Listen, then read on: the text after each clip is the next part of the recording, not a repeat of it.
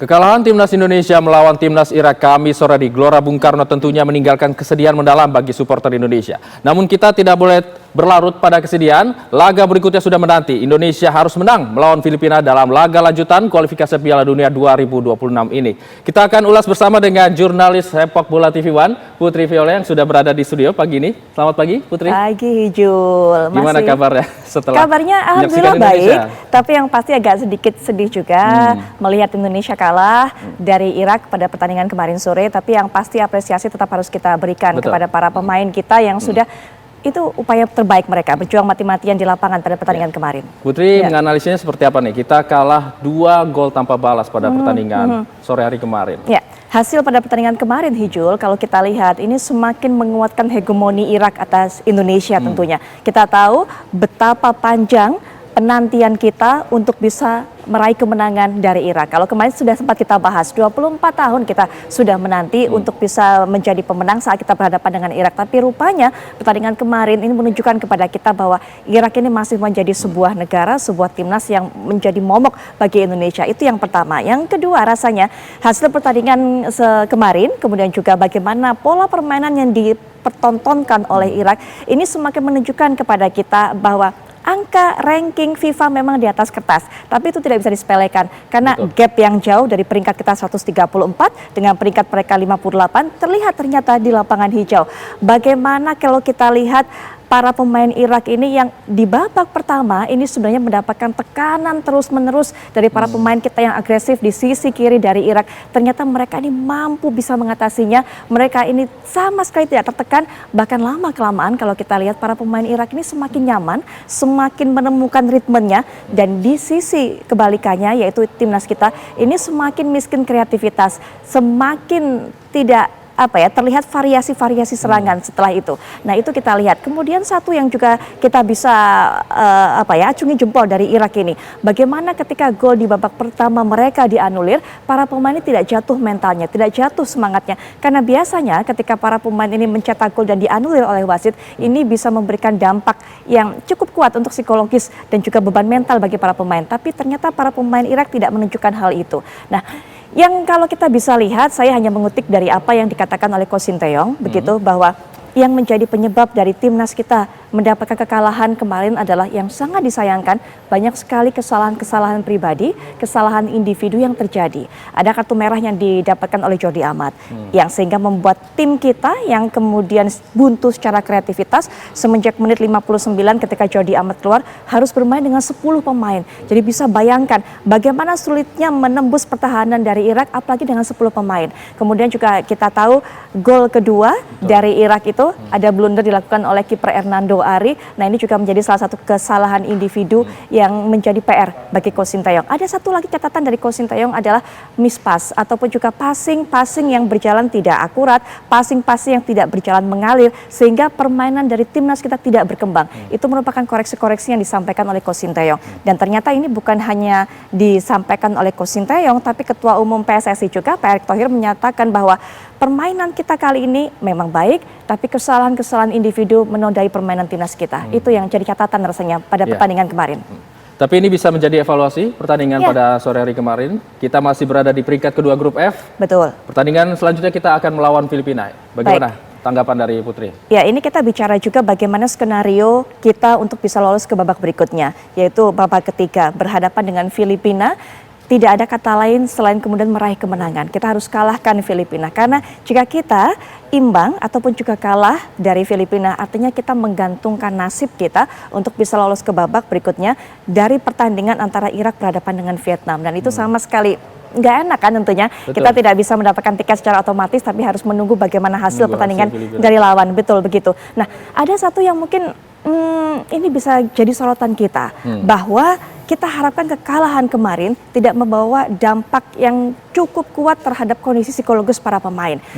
Di konferensi pers kemarin seusai pertandingan, Coach Sinteyong mengatakan Hernando Ari, kiper dari timnas kita, nampak begitu bersalah. Coach Sinteyong mengatakan Hernando Ari ini diam begitu selesai laga, seakan-akan betul-betul menyesali apa yang ia lakukan, blunder yang ia lakukan di menit 88 kalau saya tidak salah. Nah, Saya harapkan bahwa tentunya kita harapkan juga bahwa apa yang kemudian dirasakan oleh Hernando Ari tidak membuat mentalnya ciut, tidak membuat kepercayaan dirinya memudar. Bukan hanya Hernando Ari tapi juga para pemain lainnya.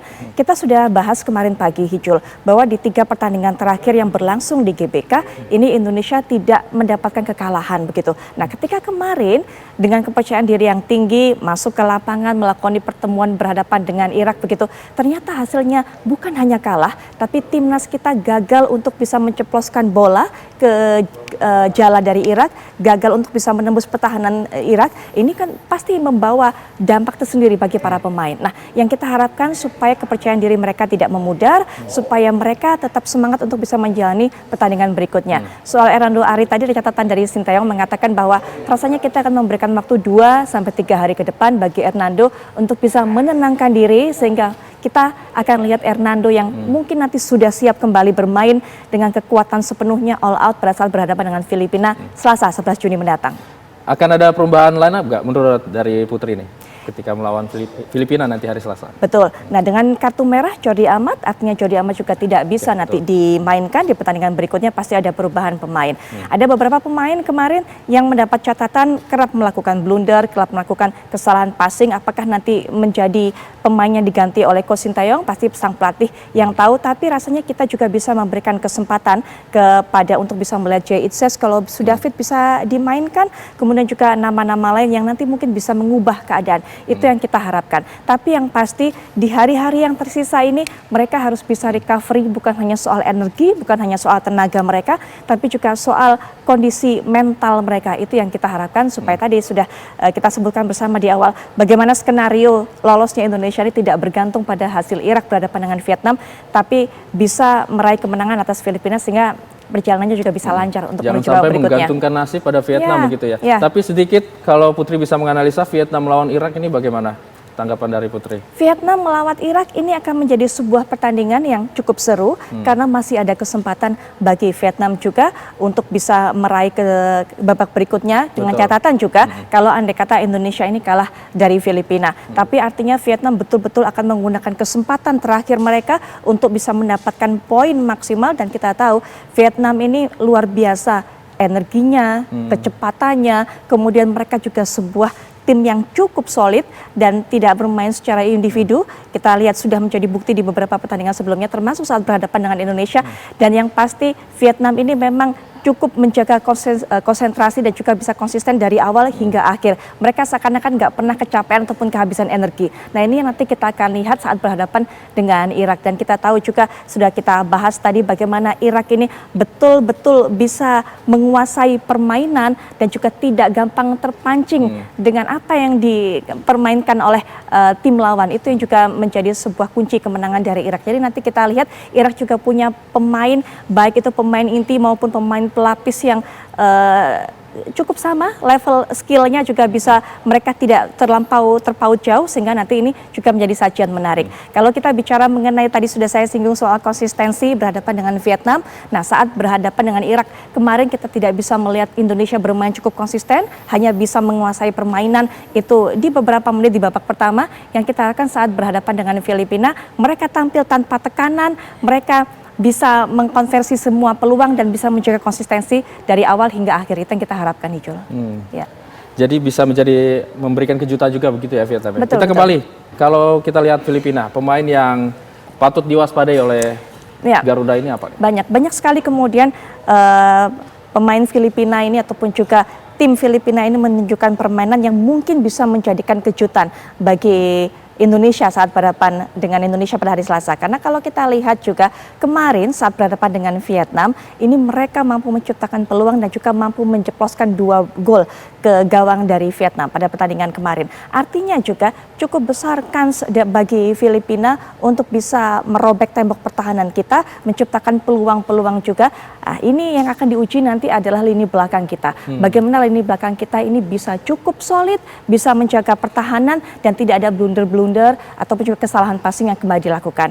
Kiper Hernando Ari kembali akan memegang peranan penting. Kita harapkan tadi berkali-kali saya sampaikan bisa lupakan hasil kemarin, bisa lupakan blunder yang dia lakukan karena ia akan menjadi pemain yang memiliki posisi kunci dan juga memiliki porsi yang begitu besar untuk bisa menjaga gawang Indonesia dari kebobolan. Kemudian juga kreativitas di lini tengah kita, itu kita harapkan nanti kembali hidup. Jangan sampai kemudian seperti pertandingan kemarin banyak kemudian mati kesempatan-kesempatan kita, tidak bisa menciptakan kreasi-kreasi dari serangan yang cukup inovatif tentunya saat berhadapan dengan Irak kemarin. Nah itu yang kita harapkan jangan sampai ada pada saat berhadapan dengan Filipina. Kita yakin bahwa para pemain kita bisa memanfaatkan hari-hari yang tersisa ini untuk bisa menjalani masa latihan, masa istirahat, masa recovery yang tadi saya sebutkan, dan bisa membuat pasukan kita ataupun juga para supporter kita ini bisa bangga membela Garuda kita. Baik, terakhir Putri, prediksinya Indonesia Filipina pada Selasa besok. Indonesia Filipina saya yakin penuh para pemain ini belajar banyak dari apa yang dihasilkan ataupun juga didapatkan pada pertandingan kemarin, dan kita harapkan juga Coach Sintayong bisa meramu para pemainnya, dan mungkin kita akan lihat adanya para pemain baru nanti yang akan menjadi suntikan segar bagi semangat dan juga bagi kreativitas dari pemain kita, sehingga nanti kita harapkan Indonesia bisa meraih kemenangan atas Filipina. Itu pasti meraih kemenangan atas Filipina.